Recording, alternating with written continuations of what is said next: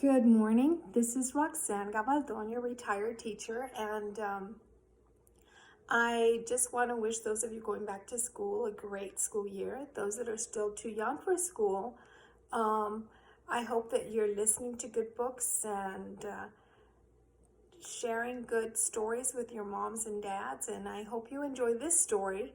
This is a classic. This is a Berenstain Bears No Girls Allowed book, and it's by Stan and Jan Berenstain, and I hope you enjoy it. I think it gives a really good message, as their books normally do.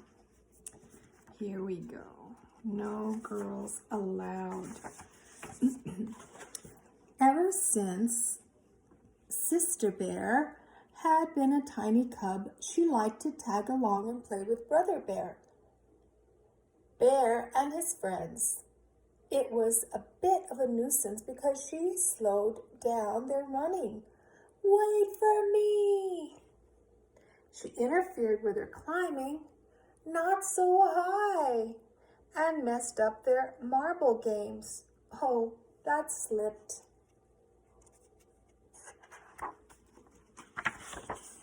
But as she grew older, things changed. She still liked to tag along with her older brother and his friends, and it was no longer a bit of a nuisance. It was a big nuisance. She got to be a fast runner and outran brother and his friends. "Look at her go," said Papa. She got to be a good climber and out-climbed them. "Oh dear," said Mama. "I do wish you'd be more careful."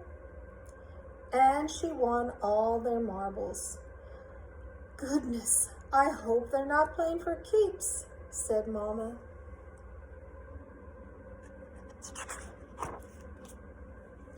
"It certainly is good to see Sister and Brother Bear and their friends playing so nicely together,"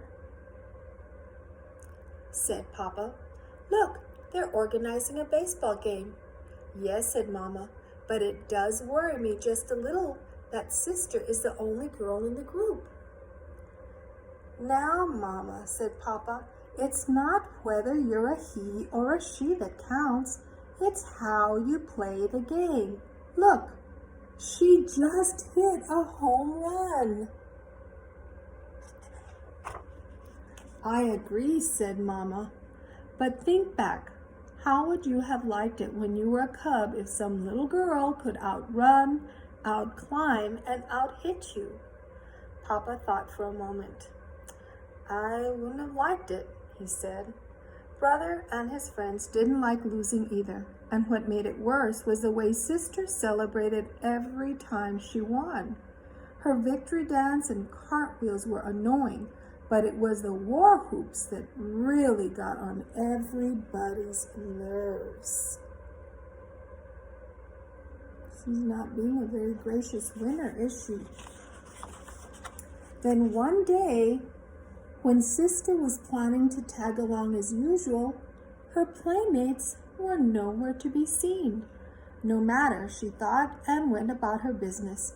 She picked wildflowers for Mama and jumped rope with some butterflies. When there were no cubs around the next day, she was puzzled. But there was plenty to do. She had a tea party for her dolls, and she read some books.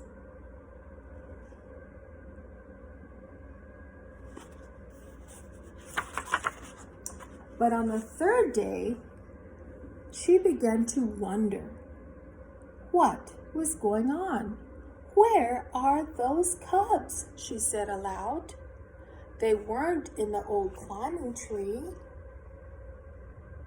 They weren't playing marbles. And they certainly weren't on the baseball field. As she stood on the deserted field wondering where everybody was, she heard voices. They sounded like cubs' voices, and they were coming from the thicket. She followed the sound into the thicket. What were those cubs up to? When she reached the edge of Frog Pond, she found out. What they were up to was building a secret clubhouse on Berry Bush Island in the middle of Frog Pond. It had peepholes, watchtowers, and a little bridge. It was almost like a castle. What a wonderful surprise! "Hi, gang," she shouted. She was so excited that she did her celebration dance, complete with cartwheels and war whoops, but Brother and the other boys didn't dance her sister's happy cry. Instead, they ducked inside, then reached out and put the finishing touch on their new clubhouse, a sign that said, "Bear Country Boys Club, no girls allowed."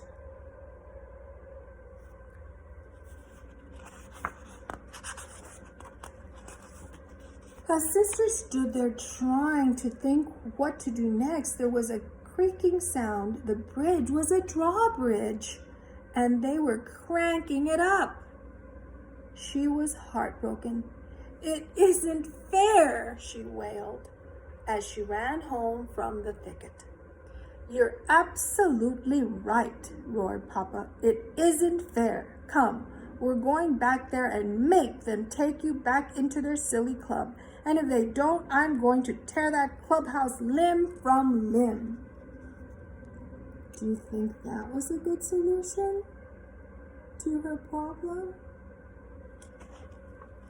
But Mama stopped them. "I don't think that's the answer," she said. "Those boys are being very unfair. Sometimes boys act that way, and so do girls. But whoever does it is wrong. The important thing is not whether you are a boy or a girl, but the sort of person you are. And, be that as it may, you can't make cubs want to play with you." "No," said Sister, "but you can tear them limb from limb. Come on, Papa." She looks pretty mad. "Wouldn't it be a better idea," suggested Mama, "for you to form your own club and build a secret clubhouse of your own?" "Could I?" said Sister. "This old climbing tree might be a good spot for it," said Papa, "and I'll help." "Terrific," said Sister. "The first thing we'll need is a big sign that says, 'No boys allowed.'" "No," said Mama. "The first thing you need for a club is members." That part turned out to be easy.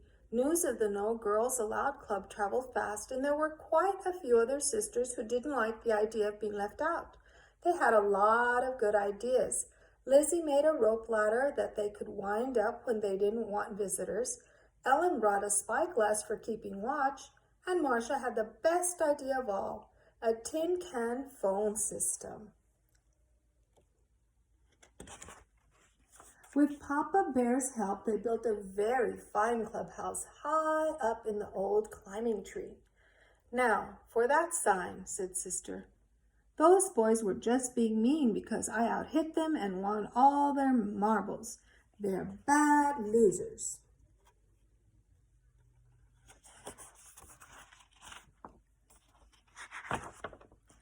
"I suppose that's true," agreed Mama. "But you know there's such a thing as a bad winner, too. Someone who makes a big, braggy show every time she wins."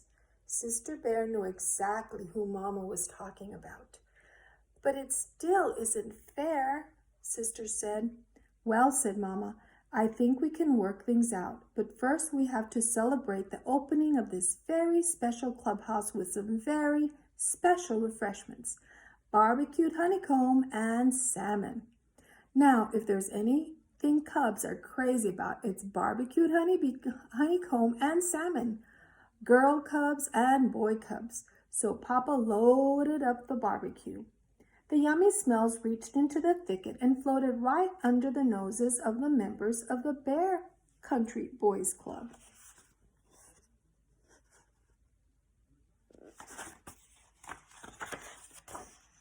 Who followed their noses back to where the members of the Bear Country Girls Club were just pulling up their rope ladder. "Something sure smells good," said Brother, speaking into the phone. The girls took a vote and decided to invite the boys up for honeycomb and salmon. "How would you like to come back to our place for dessert?" said Brother. "Our berry crop is ripe for picking."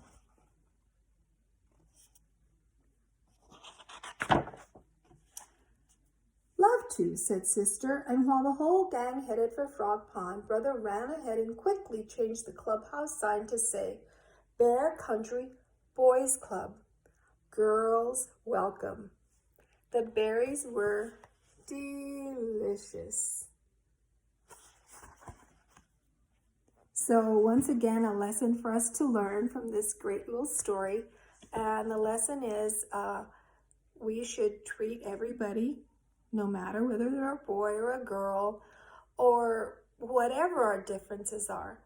We need to celebrate them and accept them and treat everybody just like we would like to be treated. I hope you enjoy the rest of your day. Be safe, stay home, and if you have to go out, please, please wear a mask and stay away from other people that aren't from your household. Until later, bye.